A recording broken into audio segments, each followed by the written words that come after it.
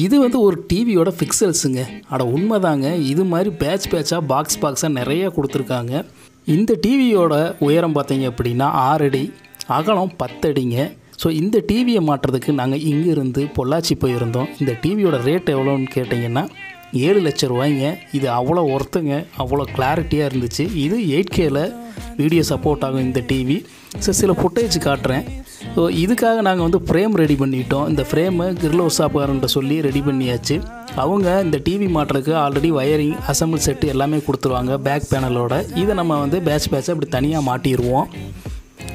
அதுக்கப்புறம் பார்த்தீங்க அப்படின்னா இந்த வயரிங்க்கான பவர் லைன் எல்லாம் வந்து மேலே இருக்கிற சர்க்யூட்லாம் கரெக்டாக இருக்குதான்னு பார்த்து லைன் பண்ணிவிட்டு நான் ஏற்கனவே காமிச்ச மாதிரி அந்த ஃபிக்சல்ஸ் எல்லாம் ஒவ்வொன்றா அடுக்கிட்டே வரலாம். பவர் லைன் கொடுத்தே அடுக்கலாம். ஏன்னா இது 12 வோல்ட்டில் இயங்கக்கூடிய அந்த எல்இடி டிஸ்பிளே தான்.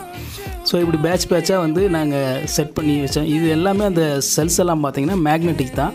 பின்னாடி வந்து பவர் ஆன் பண்ணிவிட்டு HDMI கேபிள் மாதிரி ஒரு கொடுத்துருப்பாங்க. அதை நம்ம பின் பண்ணிவிட்டு அப்படி வச்சோம் அப்படின்னா ஒட்டிக்கும். ஸோ இது ஓவரால் வந்து ஒரு நைட்லேயே வந்து கம்ப்ளீட் பண்ணிவிட்டோம் அந்த டிவியோட ஒர்க்கை. ஸோ இதோட ஃபுட்டேஜ் காட்டுறேன் பாருங்கள் எப்படி இருக்குது அப்படின்னு. இது எல்லாமே 8Kல ஓடிட்டுருக்குது.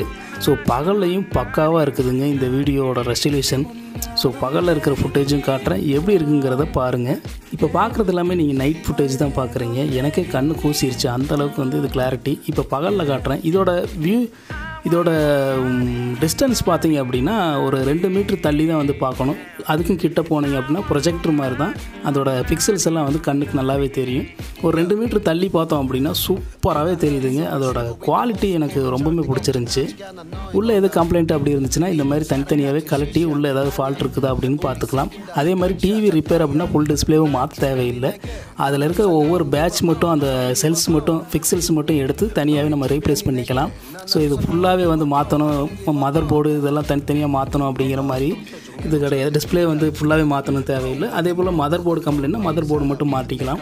இந்த டிவியை வந்து நான் முதல்ல இப்போ தான் பார்க்குறேன். ஃபிட்டிங்க்கும் நான் இப்போ தான் போயிருக்கிறேன்.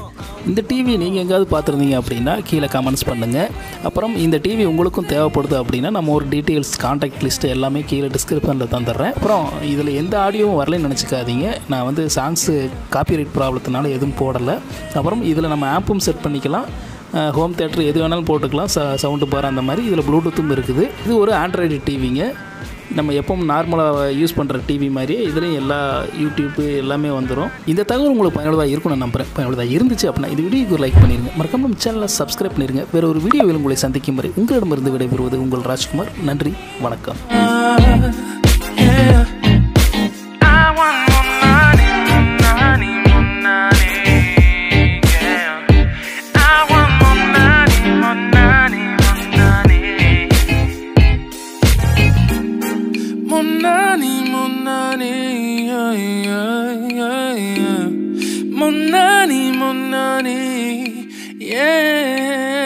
너가 어떤 표정에도 절대 평가하지 않아. 거울 안에 너보다 거울 밖에 사람. 내가 어때 같은 질문하면 항상 난 I'm give up. 나도 내게 미워. 말해도 내게 미워.